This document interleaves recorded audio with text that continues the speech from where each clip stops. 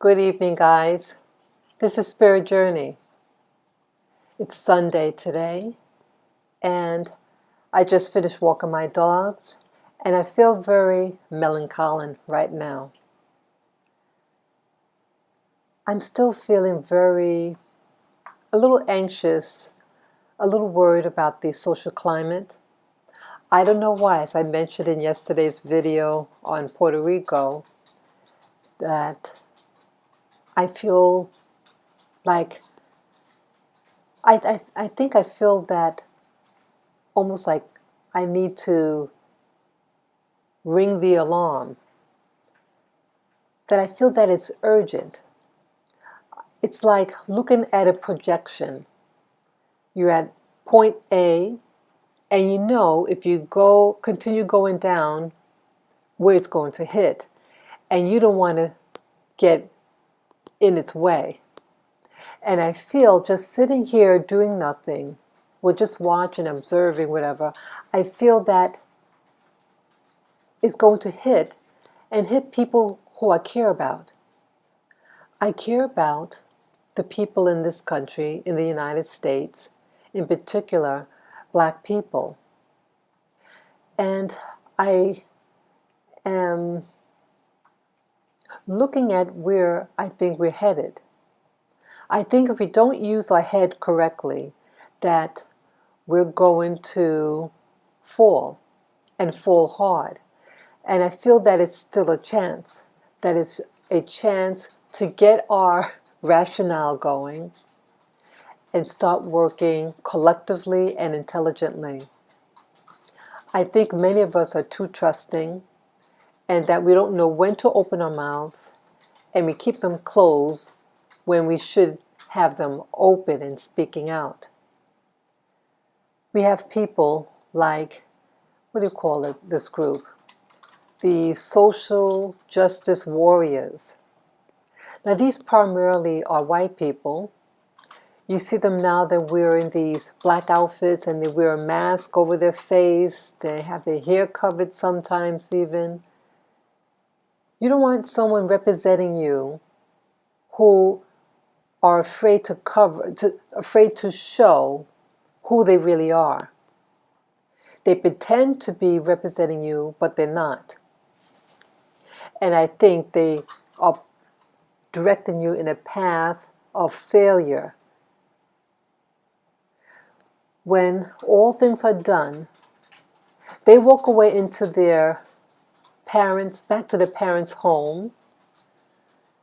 They're probably rich kids and have nothing better to do, and they want to cause havoc for somebody else. But then when you go home to nothing. You go home to nothing of substance. You helped everybody else. You even help and represent other minority groups who have not proven themselves of loving you from the heart, who are willing to sacrifice their life for you. And with the video I posted yesterday on my experience with someone from Puerto Rico, the social climate with people from Puerto Rico, and I share the African component of Puerto Rico. I think some of the people from the islands, whether it be Puerto Rico, the Dominican Republic, even though these are nations, well, at least the Dominican Republic is a nation within, they share an island with someone else, and Puerto Rico is actually a part of the U.S. But say it has a different culture than mainstream North America. But we feel that these groups, because they're so-called minority, that they represent you. And I see many times that they may not be afraid, at least the women in particular, they may not be afraid to go out with Black men, but Are they representing you? Are they representing your community, your Black community? I say that because sometimes with relationships, you see where the money is going. You buy things for them. But where the money, if you give them money, where does that money go? Does it go to her community or does it go to your Black community? Does she care about your community? Does she talk behind your back? I see things and that it's like, am I the only one that sees? My hearing is no better or worse than anyone else. But I see that some groups within the names that I mentioned, and many other groups, many other nationalities, from the Caribbean or even some parts of Asia, that they use the Black men, they use you for security, and that the investment is not being redirected back to the Black community. And how do they raise their children? Do they raise them as Blacks or / African American or as some other nationality? Do they respect you? How do they treat other Black people? Do they respect the Black women? And many times these answers are no. So I feel that it's jeopardizing our numbers. But again, part of me feels like people should hook up with who loves them, and if you love them. It should be a mutual thing. It has to be a mutual respect. I'm not talking about hating any group. I'm against hating other groups. But I do believe that one should protect the group that they belong to. Because, again, when all things are said and done, you want to know when you're in trouble. And I feel that the United States, the Blacks in the United States, are in trouble. And that we're so busy wanting to be liked and approved by these other groups, but no one is helping us. And this is making me angry. It seems suicidal to me. And I think this is, this in part is what's making me anxious. My watching many videos, and it's sensitizing me to things that maybe initially I didn't really pay attention to. But now I see a lot of things that are going on. And what really angers me is the feeling that someone who's living amongst us is taking. I had experiences in Hawaii. And I used to live there, as I mentioned in several videos. And there was a woman. She looked like a Puerto Rican. She had like a creamy complexion. Her father was Puerto Rican. And you have many Puerto Ricans that live in the island of Maui, that's in Hawaii. They did the sugarcane work. And her mother, this woman's mother, was Hawaiian. But the girl looks Puerto Rican, in my opinion. And she worked at a company that I was working for. I was new in the company, and she was very talented. I had spoken to her over the phone, and she seemed like a real amiable person. And she was excellent at retail. Excellent. She was the top person in retail, and so they wanted her to train me. And one day when I came into the shop for my post, she was with a client, a person who was buying. This was at a jewelry company. as I entered the room, the shop, she looks up. I had my uniform on, so she knew it had to be me, coming in for my time.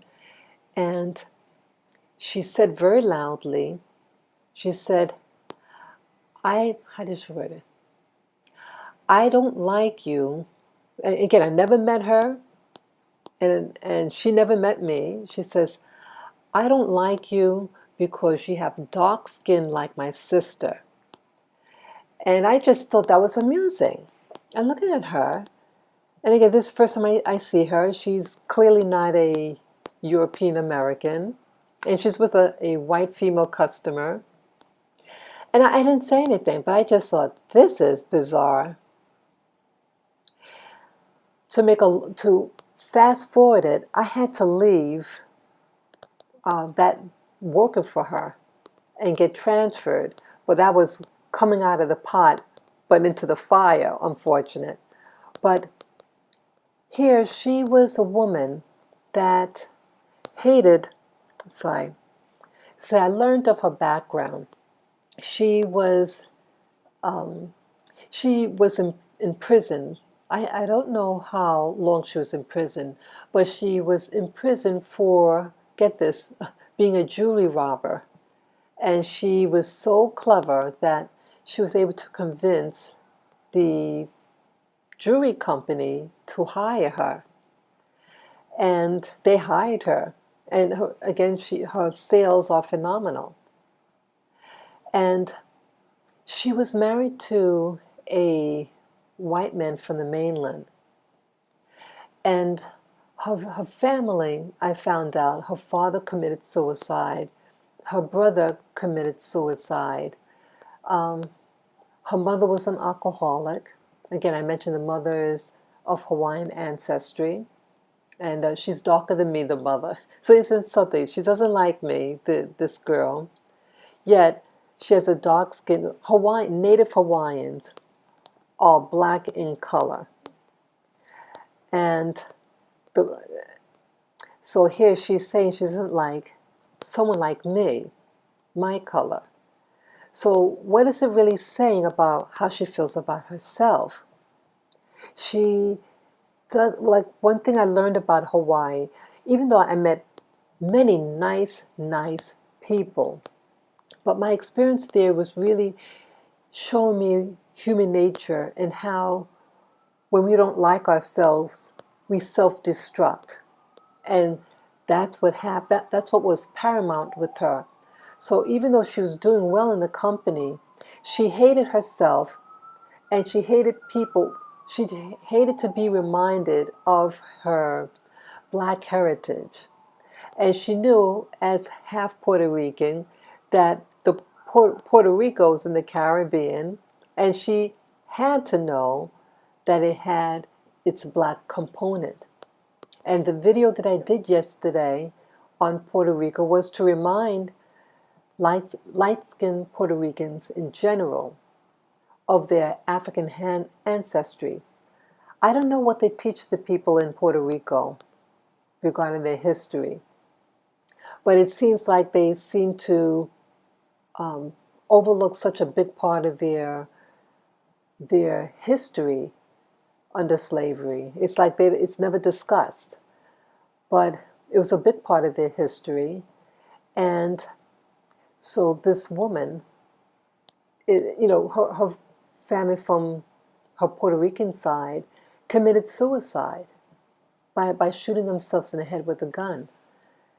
And she had children, and her son, she had told me, had talked about doing suicide. I felt really badly for her. And so you're asking, well, why are you sharing this spirit journey? Why I'm sharing this is that she thinks she's hurting me by saying publicly in front of white people how she doesn't like darker skinned people, and because of her sister. Now she knows why her skin is dark. One, she has a black-skinned Hawaiian background on the mother's side, and Puerto Ricans are a lighter-skinned black people. So she doesn't like to be reminded of her black heritage. And so she's acting out against me. She has to be reminded of who she is by when she looks at her sister. And again, this girl is very light-skinned, a cream color. And she would bleach her hair. She bleached it like this light blonde. And she's naturally brunette. So here, even though she's making money, but she had such a loathe for me. And she had said to me, well, we had other people that worked in the shop also. We worked different shifts. And as a manager, she had said one time, what she was getting at was, she was telling at a meeting that she's going to make sure that the other co-workers make money, but not me. So it's a hatred. And I see, like in Hawaii, that you have the other non-whites that are living in Hawaii, and they think by ganging up on black people is securing their future. And it's not. It's a fallacy. Because what you do to me is really doing to yourself. Because white people, when they have I should say some white people, when they have a chance, will try to destroy you. Now, how are they going to try to destroy people of Hawaii? Okay, Hawaii, most of the people are people of color. It has a very heavy Asian influence. Many people from China, the Philippines, and Japan. And they also have other Pacific Islanders. And they seem to basically all get along. And Hawaii does have American blacks that live there, but not that many. I heard that it was only maybe 1% of the population.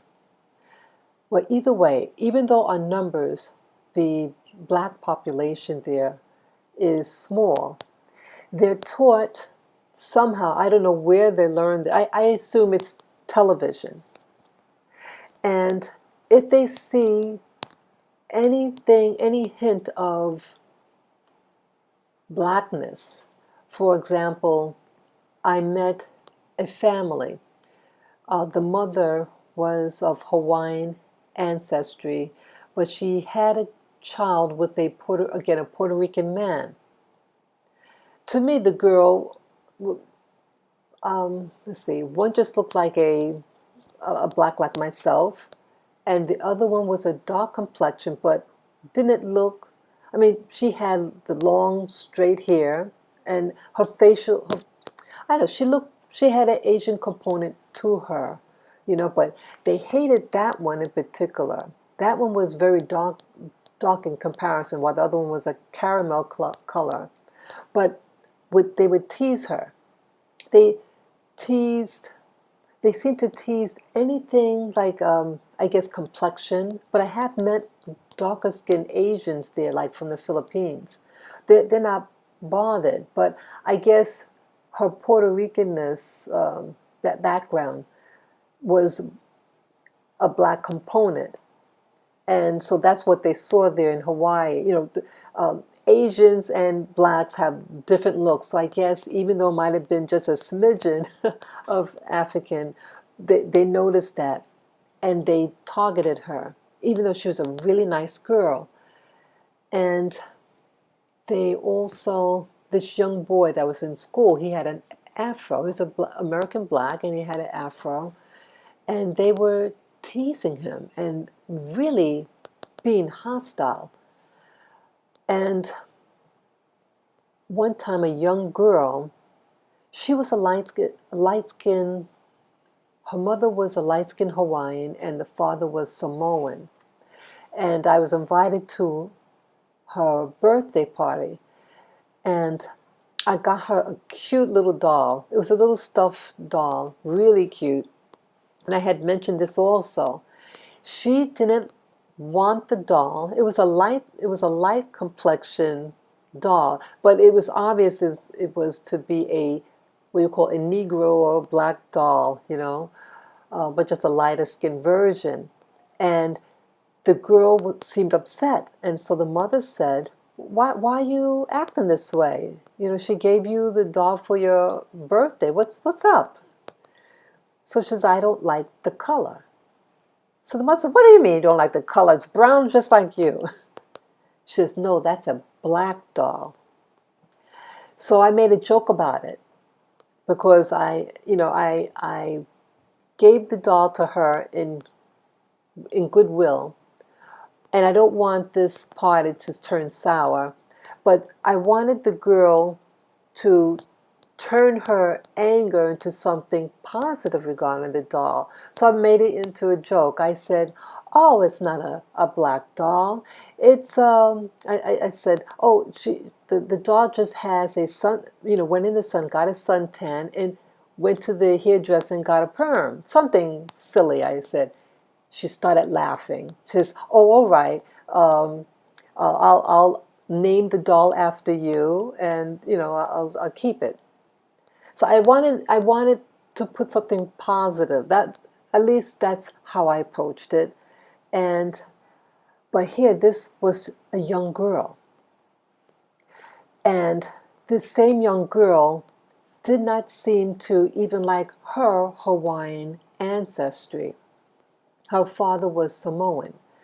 And it seems like in Hawaii that the Hawaiians don't like themselves. And in general, they're very, very nice people in my eyes. They're generally very giving, but I see that what's happening in Hawaii, that like what's happening here in America, the American continent with regard to blacks, that they want to be that society is trying to exterminate the black community. But they're also trying to do this with Hawaiians. It's no coincidence about some of the alcoholism, like the woman that I knew from the job, her mother, who died of alcoholism.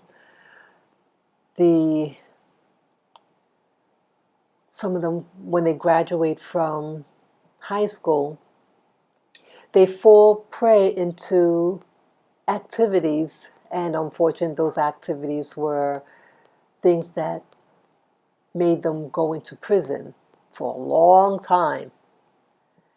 Their health,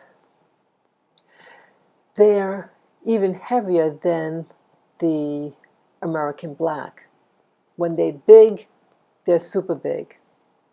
This leads into diabetes, heart disease, everything. And so they also have this thing in Hawaii that, well, they have what they call a homestead for Native Hawaiians. I think you have to be at least 1/4 Hawaiian. But it'll only be good for 100 years owning this property. And after the 100 years, the government is going to take the land. Like the house is theirs. But again, that house is on land, and that land is not to be kept in the family after 100 years. So this is a way of controlling you, and you'll become stateless. Hawaii, the royal family they didn't denounce their throne, so it's still a nation within a nation. But it's being taken away. Well, it already was taken away from you. And they have, like in Hawaii, they call it, like a lot of companies ask you, do you have the aloha spirit? Now, what does that mean? In a nutshell, when they ask you that, It's almost like saying to a black person, are you a Uncle Tom? Are you a Sambo type? Are you a yes sir master? That's what the aloha spirit is. But they try to cover it up and make it sound like something, oh, spiritual and nice. No, they want you to be smiley face to the whites who are generally there for vacation. They want you to smile, they want you to perform for them. And when I was there and I saw this attitude, I said, wow, this reminds me what it must have been like in some of the southern states in the United States, where to survive you just had to play the happy-go-lucky black person. And here in Hawaii, you have to be the happy-go-lucky Hawaiian. Your health is awful. You have people who are taking your culture, but they don't want you. You don't even want yourself. You marry anyone but a Hawaiian. And then your numbers are shrinking. And so that land will not be yours. You have to start teaching your children about their history, and more than just aloha spirit for the tourists. And I tell you this, how much you will be liked by white people. If you say, you know, enough is enough, our health is ruined, our numbers are shrinking, many of the Hawaiian men are in prison or on drugs, but yet you're the happy Hawaiian and you're dying. Your culture is dying. Everyone is taken from your culture, your dancing, the arts and craft, and they're making money off of it. They're making money off of it with the tourists. And I see projected that your numbers is going to be wiped out. And what's sad about it is that I don't think you care because you're so depressed. It's just very reminiscent. And when I look at you, Hawaii, I look at myself within the black community here, and I see the same projectile. If we don't wake up, if the people of Hawaii, the Hawaiians there, don't wake up to what's being done to them, you'll be no more. So you are being told to act a certain way. And it's not to your benefit. But you know, maybe it is to your benefit, because at least you're still alive. But it's like the living dead, the walking dead. And there's a point where you have to put your foot down and say, you know, enough is enough. And I know that when you start to wake up and you say, you know, this is enough, this is our culture, our land, they'll be very strong against you. The Hawaiian friends that I had there, they told me in the 1980s, Hawaiians were hated, Native Hawaiians were hated.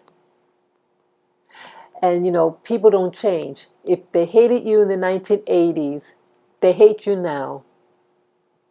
And when Hawaiians do come to the U.S. mainland, they're often mistaken for black people. And they call you the N-word just as fast. So they call you N-words here in the mainland, but you think in Hawaii that these same people love you? No. So I just saying to you to wake up. Don't let anyone take your land that's rightly yours, or your culture, or your health. Take pride in your body and maintain what the Creator gave you. And not all the so-called minorities there are your friend. My living there in Hawaii was just a reminder on a larger scale in the a smaller scale in Hawaii, but a larger scale here in the mainland. It's all the same thing. A minority within a minority. They like your culture, how they can make money off of it, just like Black America. But it's being taken away. You have people who are of Black ancestry, like myself, but they speak Spanish, and they're being used as a weapon against the Blacks, non-Hispanics. And then you have other groups, Asians, and as I mentioned a couple of videos ago about an Asian man from India originally, who was fooling around in school and got poor grades, and he wanted to become a doctor. And so he did research about which group has a higher chance, with the affirmative action. And he found out that American Blacks were going to be given a preference in certain schools. And then he gets accepted. And then he drops out of the program. I guess he couldn't keep the lie for long. But then he's now on a campaign to remove affirmative action. So again, you have a minority group within a minority group who hates Black people so much that he's going to take from the culture. He even joined a Black organization to make his claim more legit that he was a Black person. He was an extremely dark-skinned East Indian man. So he just shaved his hair bald and some other things to make it look more legit. You have all these groups who take from you, Black people, and you're always up front in the campaign against discrimination and racism, but no one is fighting for you, and everyone else is getting the jobs but you. And then now you don't even want to date your own, like in Hawaii. They might go out with a Pacific Islander, but not a Hawaiian. And like here in the U.S., they're not marrying a lot of Blacks. The men, Black men, are not marrying the Black women. But here, you can have some other non-white group or even a white woman, and they're marrying them, but not you. And now you have a rise in homosexuality in the community that is going to cut into our numbers in the States. So our numbers are dropping.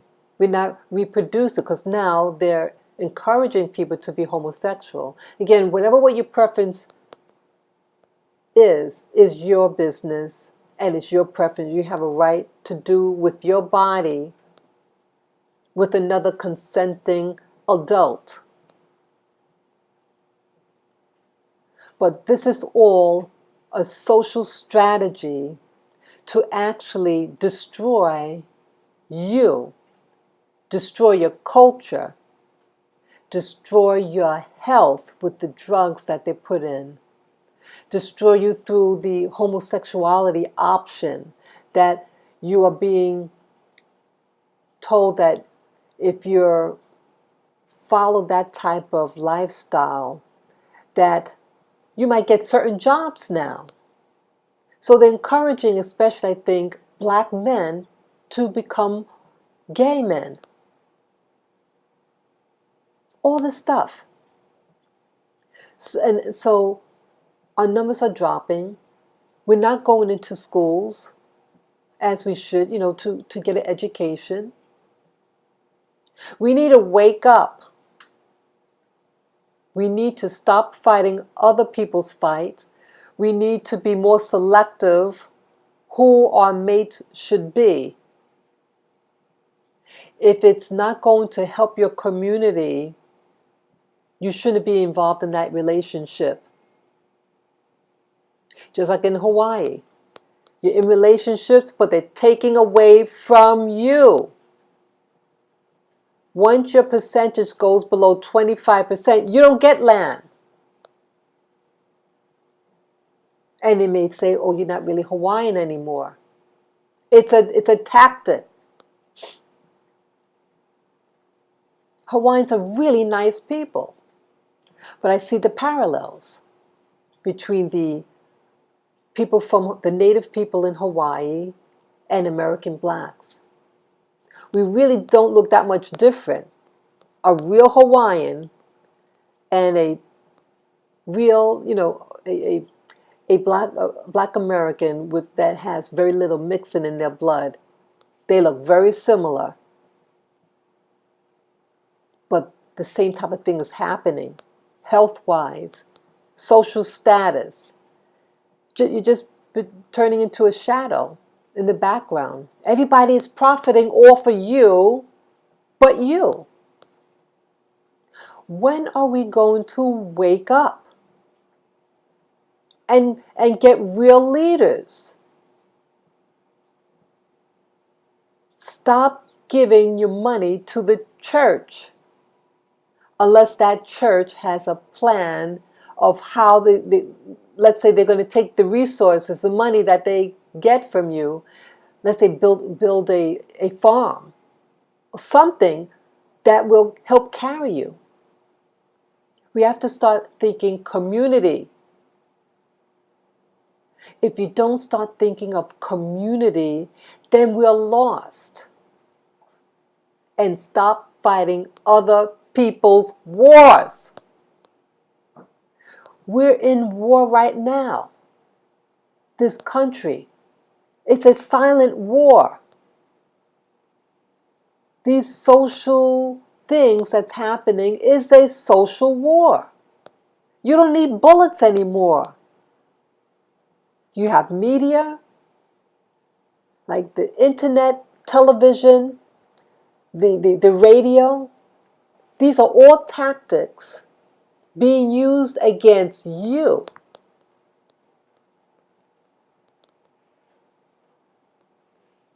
It's a rise in all these. Don't you notice